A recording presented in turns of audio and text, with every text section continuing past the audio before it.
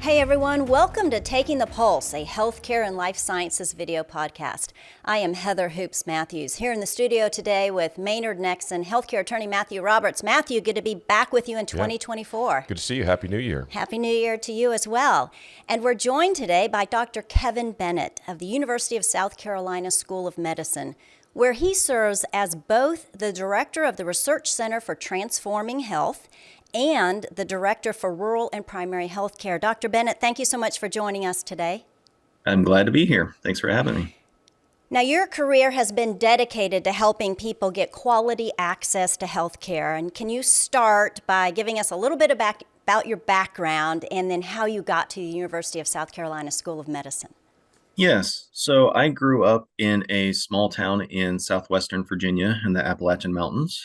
And my journey was interesting. I actually started off in architecture and engineering. And my speech to kids, especially my kids, is to feel free to switch those majors when they don't fit. I ended up actually in exercise science, and I did cardiac rehab for a while and ended up in grad school where I got the health policy bug. I remember taking a course that just blew my mind as far as macro level systems thinking on how to change healthcare and the health of populations. And that's where it just took off from there. I came to USC here in 2001 to do my doctoral work, which is where I latched on to a couple mentors, Dr. Samuels and Dr. Probst, to do rural health policy work. And that was the perfect fit for me as far as systems level thinking, but also coming from a rural town and understanding those different needs. It just felt like the perfect combination of what I wanted to do. And I've basically been doing that ever since. Here at USC, I've been here as professor for 19 years now. This is almost 20 years now here at USC doing this work. So it's been a long haul, but it's been a good one, I think. Dr. Bennett, thanks again for joining us. I've seen you speak several times. I've been impressed by the work you're doing at the School of Medicine within the state. But can you talk to us a little bit about the South Carolina Center for Rural and Primary Health Care? We know that is a vital force for providing improved health care in rural parts, but it really helps the entire state. Can you talk a little bit how it was established and what its purpose is and goals are? Right. So our Center for Rural and Primary Healthcare, we were founded in 2017 as a center of excellence here at the School of Medicine at USC. We are funded through the legislature. So the legislature has a budget proviso they call the Rural Health Initiative, and we get our funding for our work directly from the legislature. I'm actually going over there in a couple of weeks to talk to them and try to get more money from them. And through a contract with Health and Human Services is how we actually do all this work. And we have set up as a center of excellence. We have a staff of getting close to 20 now, program managers and data science people and researchers and evaluators to basically try to figure out how do we fill in the gaps for rural healthcare delivery across the state. Right now, we're funding close to 70 programs across the state in 40 out of our 46 counties. We are not ones who actually do any delivery itself. We don't go into the communities and deliver care. What we try to do is partner with local institutions, healthcare organizations, community-based organizations, libraries, any number of things to try to get care delivery in an appropriate way, in a community-based way, but in a sustainable way so that we can provide funding, build capacity, build some new structures and improve that care. And then they are off and running on their own after we're done. I think it's a great model of including those communities to do the work itself because they actually know what they need better than we do. We never want to come in and say, listen to us, we're from the government, we know what we're doing. That's a terrible approach, right? Right. Agreed. But we do have a lot of expertise. And so how do we convey that to them, empower them, build that capacity so that they can continue to do it themselves is overall our goal. You're equipping them, I suppose. Exactly. Equipping for sustainability is a big thing that we really try to focus on. Yes. You and I share a history of being from rural America.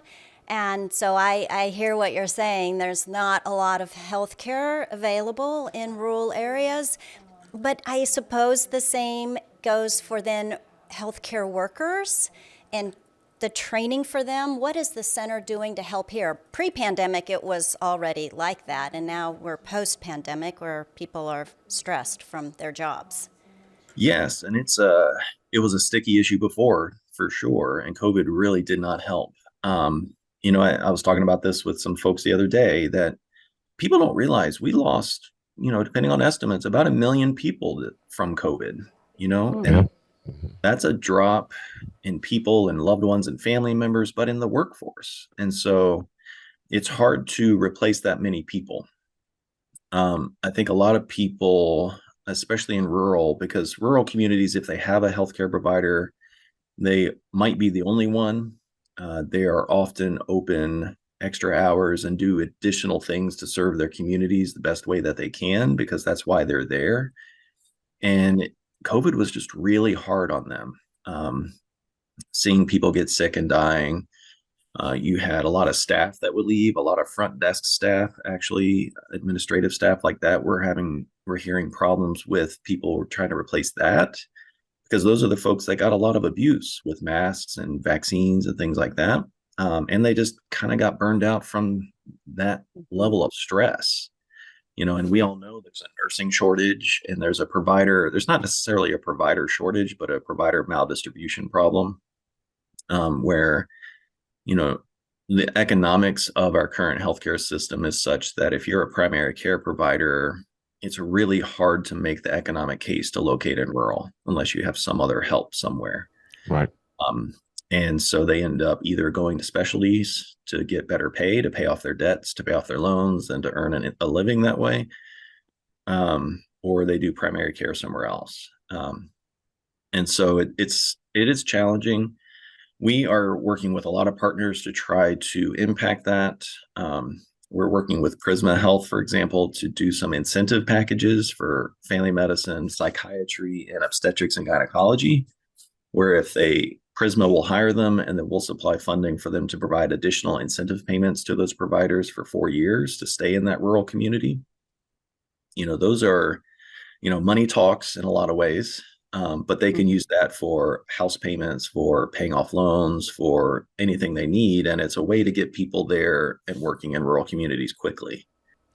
Are there any programs that are specific to loan forgiveness if they work in rural communities? Yes, there's a lot of those. There's National Health Service Corps, and there's some local ones as well that are run through AHEC, Rural Scholars, that do the same thing. You'll pay off a portion of the loan if you work in a rural community. Those funds are always limited, and tend to be expended. And the problem with all those is it's a reactive solution, and sometimes it's a Band-Aid. They'll do their 4 years and then they'll leave. Right. And it's not ideal. I always say it's great to have them for those 4 years, but we really want people to be there for 20 years, right? Mm-hmm.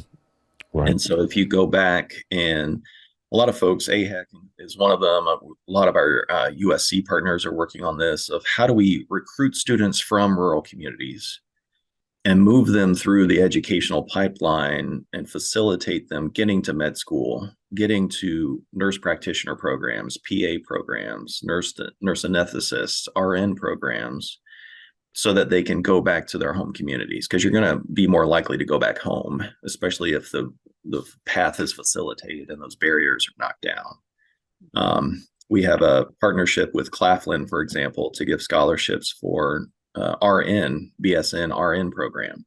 So they're graduating nurses with bachelor's degrees.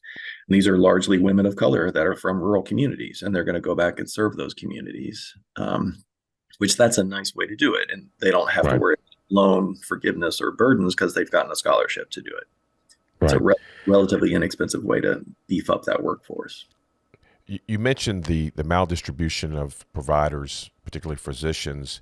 In 2021, Congress approved 1,000 or so new Medicare-funded residency positions that would designed to go into rural and other underserved areas. But all of those have not come to pass. There have been issues regarding funding.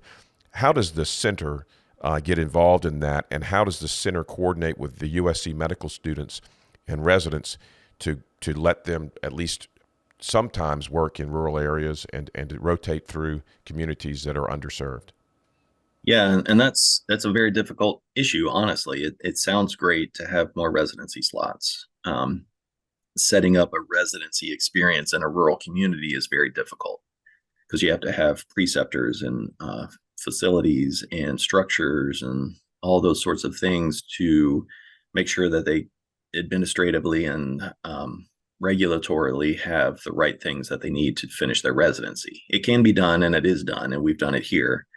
Here at the USC side, we actually have a Florence campus where students will go for their third and fourth year of med school to get a more rural experience. Florence isn't necessarily rural, but they serve a lot of rural patients. They come from all over the place to come to Florence, and they have some satellite clinics that are more directly rural.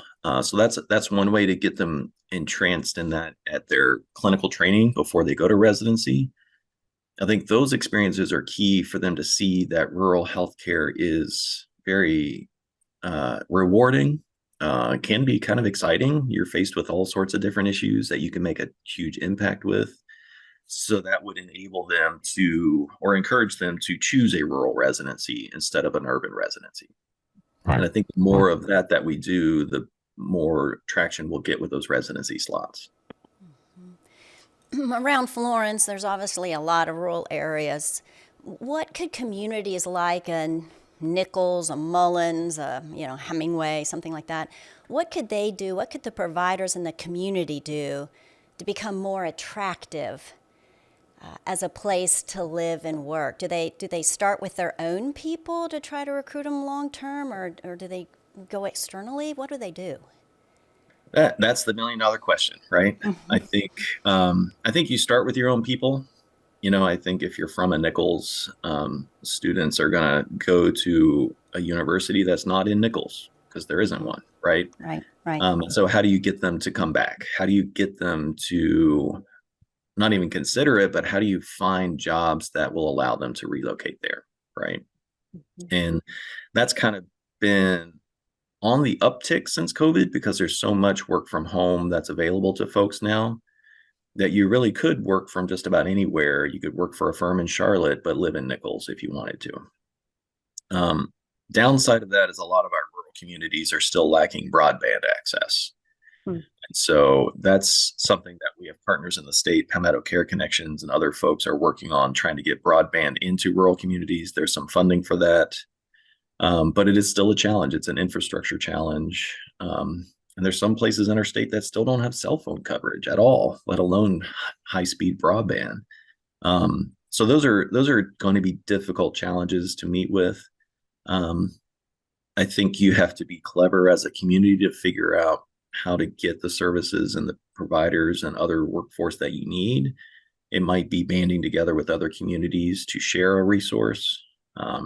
It could be a combination of mobile units, for example, that come in and deliver care periodically. We work with a lot of mobile units at our center. Virtual care, telehealth care is a great way to do a lot of that. But again, you need broadband and a place to do it if you can't get it at their homes. So, go into the library, go into a school. Some states are experimenting with firehouses as a healthcare hub, which is an interesting model. So it's all about alternative access points, places people trust. Libraries are trusted sites that a lot of folks will go to get healthcare info. So why not put a telehealth room there? These are innovative models that we can try to figure out how do we have a telehealth room and supplement it with in-person care via, a wandering physician, a mobile health unit, or some other model of care, because we have the tech and we have the ability and the resources to be creative. And so, yeah, it's still a daunting issue.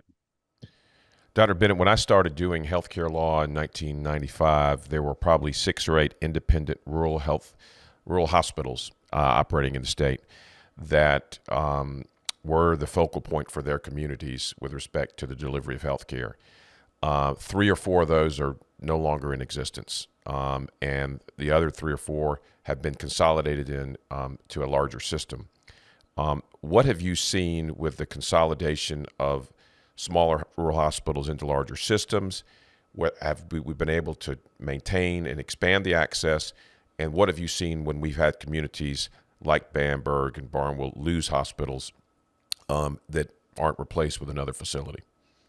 Right. Consolidation is a huge problem in rural healthcare. Not just hospitals, but also practices will get bought up, Hmm. consolidated, and often closed or incorporated, because then it becomes part of a larger profit loss spreadsheet in Right. that system of care, not as a central point of care that's needed. Um, and so I mean, it's just tragic when you see, especially a hospital close. Um, you, it's a huge hit upon that community. For rural communities, the largest employer is often that hospital. Hmm. And if it's not the hospital, it's the school district. And so if a hospital closes, not only are you losing providers and much needed healthcare services at a local level, you're losing an economic benefit to that town. People's jobs go away. The hospital's not spending money at the restaurants, at the local providers, and it kind of leads sometimes to a death spiral in these communities across the US. Um, and so, how do you convince a healthcare system that is trying to keep their referrals in line and keep patients in their system where they see it not as a vital part of the community, which it was, but now as a location that's bringing patients into their doors? That's a shift in thinking for those systems. And that's the way the systems are set up. So I don't necessarily blame them for that. I wish they could see it differently. But that's what happens. And that's what often you see them either close. You'll see some of these hospitals convert to like a freestanding emergency department.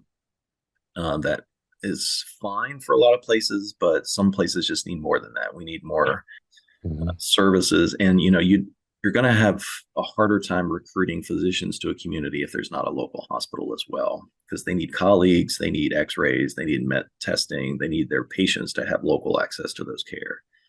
So What it's just a huge problem. What do you feel about the concept where you have a freestanding emergency room that replaces a rural hospital? We've seen that in a couple of instances in South Carolina. And then there's a medical office building with some, maybe an ASC, a surgery center, some imaging, that is staffed by physicians who come in from a larger market or mid-level providers and provide the care on a 3-4 day a week process. Does that model work in some rural communities? So yes, I think cautiously it does work. I think with caveats of course of always. I think there is something to be said for re-examining the rural hospital in some Hmm. ways. What do we mean by that? What do we actually need in a rural community? Do they need a cardiac cath lab? Maybe not. Do they need a triage center? Yes. Do Hmm. they need some level of overnight stays? Yes. Care in the local community. They need something where physicians can connect to get those ultra high level services they need. They can't deliver in an office. Um, the other trade off that you have to think about, though, is there is a very distinct link between volume and quality. Hmm. And having an ambulatory surgical center could be a very good model for a rural community as long as they're doing enough volume on the procedures to make sure they're of high quality. Right. Because that's another mantra we try to hit, is that rural deserves good high quality care as well, not just the leftovers. Absolutely. Right. Right. So Right. how do you balance that needle? I think you could do it. I think you could do it effectively in a coordinated way across those three entities in a way that the patients are well cared for. The other key would then be, what's that coordination look like when patients have to leave the market? They have to go to a larger, level one in Columbia. What's that communication like with the doctors in Columbia and the local doc? Can they Right. care? Can they coordinate that care effectively and make sure that they're taken care of when they come home? If we can do that, then I think we'll be okay. And I think that could be a viable model. But it's going to take a lot of coordination at that community level to make sure it happens. Well, you certainly have your work cut out for you. That's clear. But let's wrap up this conversation today with some good news. And that is, you, as of today, this year, you are serving as the president of the National Rural Health Association. Congratulations on that. Explain a little bit about your role, what you see in the coming year. Sure. So, the National Rural Health Association is kind of the advocacy group at the national level for rural practitioners and healthcare entities.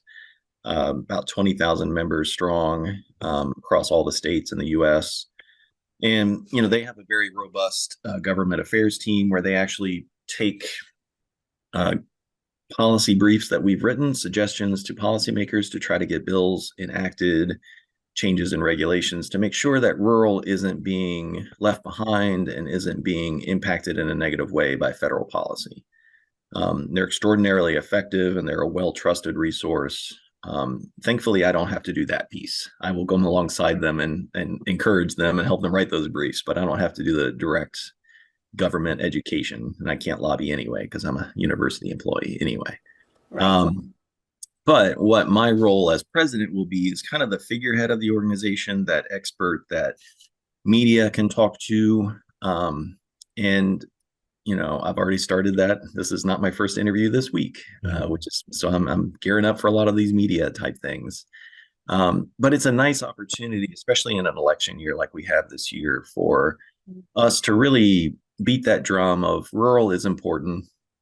Rural deserves to be paid attention to, but also really big picture, there's a lot going on in rural that's really exciting. There's some creativity, there's some resiliency there. They're coming up with some really interesting models of care and community care that I think we could all learn a lot from. And so how do we flip that narrative to the doom and gloom of rural healthcare is on its last legs to, yeah, but they're coming up with really cool models that would really impact care in a positive way, impact patients and populations in a positive way, and grow communities. And, my goal is through this work is to highlight those models, use our state as a test bed for a lot of these models, because I want other states and the feds even to look to South Carolina for what works for healthcare delivery and to adopt the South Carolina model. That's where I want to get to. And for us to lead the way and for rural South Carolina to lead the way in that is exciting and I think is very possible. So that's kind of what I want to help this platform do, is to move that needle in a very positive way. Well, I'm glad you'll be doing that. I think you will serve as a glass half full messenger for the country. And I try. Yes, we definitely wish you the best. But on behalf of Matthew and our whole team here at Taking the Pulse, Dr. Kevin Bennett with the University of South Carolina School of Medicine, thank you so much for your good work, and we wish you the best ahead in 2024. Thank you very much. Pleasure being here. Thank you. For those of you who joined us today, we hope you enjoyed this discussion on rural health care. We hope that you would also look at it as an opportunity to improve and be entrepreneurial, because things like this can be overcome. We saw it during COVID, didn't we, Matthew? We right? did. Everybody got resilient and overcame. We look forward to seeing you next time right here on Taking the Pulse, a healthcare and life sciences video podcast.